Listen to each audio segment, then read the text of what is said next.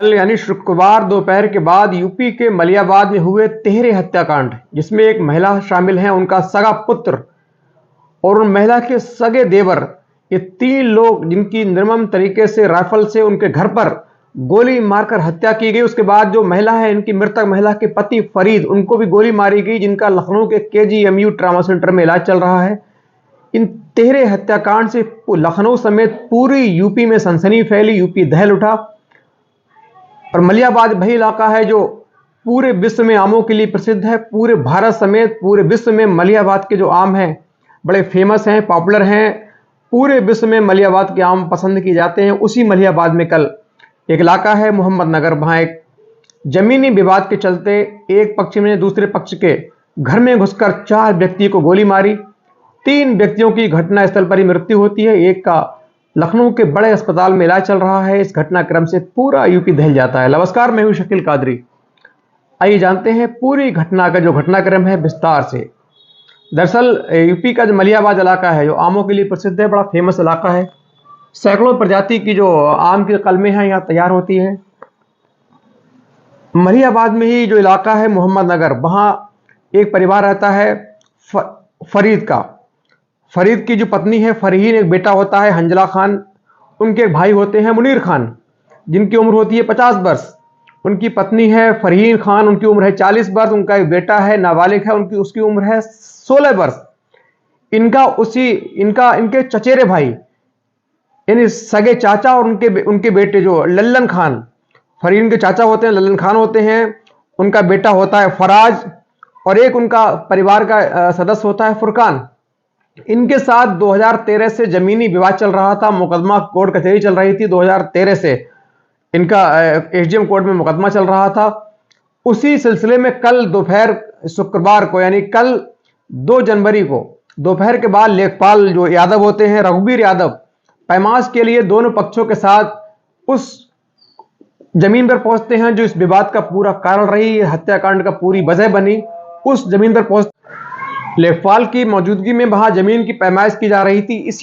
इसी दौरान किसी बात पर इन दोनों पक्षों के बीच, जहां ये दोनों पक्ष पहले से मौजूद थे, एक तरफ फरीद का परिवार होता है, एक तरफ लल्लन खान जो बाकायदा एक हिस्ट्री शीटर रह चुका होता है, उसका पूरा पक्ष परिवार मौजूद था। दोनों के परिवारों के बीच लेखपाल रघुवीर यादव जमीन की पैमाइश कर रहे थे। तभी इन दोनों में किसी बात को लेकर विवाद बढ़ जाता है, तू मैं होती है, हाथापाई होती है। विवाद को गहराता देख ये जो लेखपाल है रघुवीर यादव, ये मौके से निकल जाते हैं। चूंकि पुलिस का कहना है कि इस पैमाइश के वक्त पुलिस को फोर्स के लिए कोई सूचना नहीं भेजी गई थी, जिस कारण कोई पुलिस फोर्स मुहैया नहीं कराया जा सका, लिहाजा सिर्फ लेखपाल की मौजूदगी में ही ये पैमाइश हो रही थी। हालांकि ये काफी विवादित चैप्टर था, इस पर पहले से पुलिस को सूचना देकर पुलिस को बुलाया जाना बहुत जरूरी था, लेकिन पुलिस को सूचना नहीं दी गई। लेखपाल स्वयं जाकर पैमाइश करा रहे थे। इसी दौरान विवाद पैदा हुआ। विवाद होते होते काफी हाथापाई तक नौबत आई। उसके बाद दोनों जो पक्ष हैं, लेखपाल वहां से निकल जाते हैं, फिर दोनों पक्ष अपने अपने घरों को लौट जाते हैं। तब भी जो हिस्ट्री शीटर, क्रिमिनल स्वभाव का, जो काफी हिस्ट्री शीटर रह चुका होता है, पुराने दौर का एक मशहूर बदमाश रह चुका होता है, लल्लन खान, अपने घर पहुंचता है, लाइसेंसी राइफल उठाता है, अपने बेटे फराज को लेता है। उसका एक साथी होता है फुरकान, उसको लेता है, अपने घर से थार जीप निकालता है, महिंद्रा थार जीप से सीधे फरीद के घर मलियाबाद के मोहम्मद नगर इलाके में पहुंचता है। सीधे उनके परिवार को आवाज देता है, बाहर निकालता है, बातचीत करता है।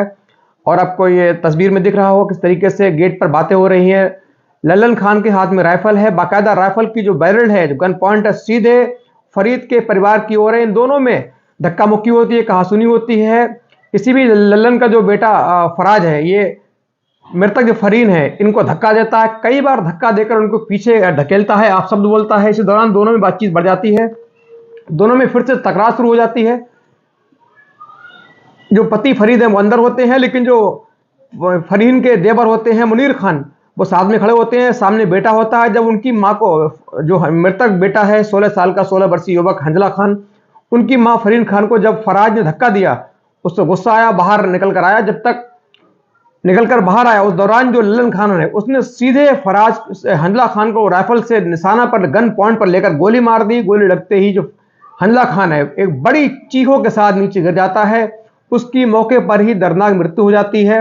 उसकी जो मृत्यु होती है, जो फरीद और मुनीर और जो महिला मृतक जो मृतक बेटे की जो माँ होती हैं फरीन खान, ये सब इनकी ओर दौड़ते हैं। तभी ये जो इनका बेटा होता है फराज, लल्लन खान जो अपराधी है, इसका बेटा फराज है, ये अपने पिता के हाथ से राइफल छीनता है, सीधे लोड करके गोली फरहीन के ओर इशारा तरफ बैरल लगाता है, सीधे उनके पेट में गोली मार देता है। उनकी मौके पर ही दर्दनाक मृत्यु हो जाती है।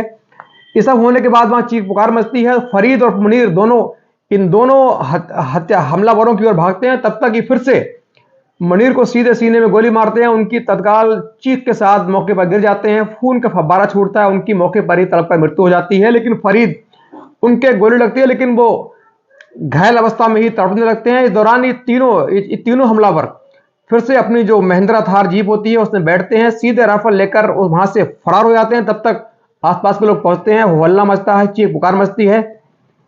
किसी तरह इन तीनों की बॉडी चारों को पास के अस्पताल लेकर जाते हैं। लेकिन डॉक्टर प्रथम दृष्टया ही पहली नजर में ही जो मृतक 16 वर्षीय हंजला खान है, उनकी मां फरीन खान, उनके देवर मुनीर खान, इन तीनों को मृत घोषित कर देते हैं। और जो फरीद खान है, इनको सीधे एम्बुलेंस द्वारा लखनऊ के KGMU ट्रॉमा सेंटर में बेहतर इलाज के लिए तुरंत वहां से निकाल देते हैं, वहां से रवाना कर देते हैं। वहां उनका अभी इलाज चल रहा है। पुलिस के अधिकारियों द्वारा को ये खबर मिलती है तो पुलिस में जो पुलिस है संदेह जाती है। पुलिस फौरन पूरे दलबल के साथ मौके पर पहुंचती है, आसपास के इलाकों में ताबड़तोड़ दबिश देती है, लेकिन कहीं इनका सुराग नहीं मिल रहा था। देर शाम होने तक राइफल और जीप उसको पुलिस ने कैप्चर कर लिया, उस पुलिस ने बरामद कर लिया। लेकिन जो अभियुक्त थे देर रात तक फरार थे। पुलिस लगातार उनकी गिरफ्तारी के लिए टीमें गठित करके बरामदगी की कोशिश कर रही है। फिलहाल लल्लन खान, उनका बेटा फराज और उसका एक सहयोगी होता है फुरकान, इनके खिलाफ तीनों